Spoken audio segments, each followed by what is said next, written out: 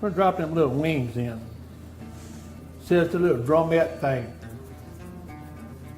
I like to do the whole wing too. And we don't have to season those ahead of time because the Gator Wing Batter is pre-seasoned with the swamp dust. That's it.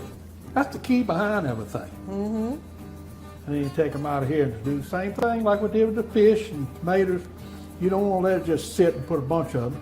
I like to do one at a time. Wet hand, dry hand. Wet hand, dry hand. That's it. That's your lesson from culinary school today. Look, you'd be surprised how many people get them confused.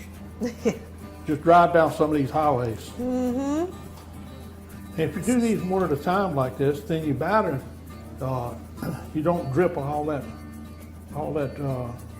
juice in that, and you don't make them little balls everywhere and waste your batter. And them little balls make a hard knot when you fry it. If it's stuck on that wing, then it's a little hard to chew. Yeah, you don't want to get your balls stuck to your wing. Yeah, don't get no balls stuck to the wing. Oh, that's X-rated. All right, now we're rolling. Now we're rolling. That's what I'm talking about. What Margus the Magnificent said, roll on Katrinka. Never did see who Katrinka was. Look at here.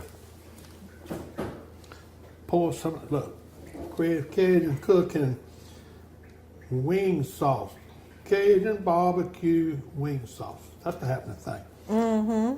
And it's got a sweet heat too, right? Oh, yeah. Yeah, it's not a bunch of vinegary taste to it. Right, and it's got just a little bit of it's got the barbecue flavor without being overpowering on any of those flavors. And we'll be right back to the Outdoor Kitchen Show with more from Creative Cajun Cooking, so stay tuned. We'll be right back.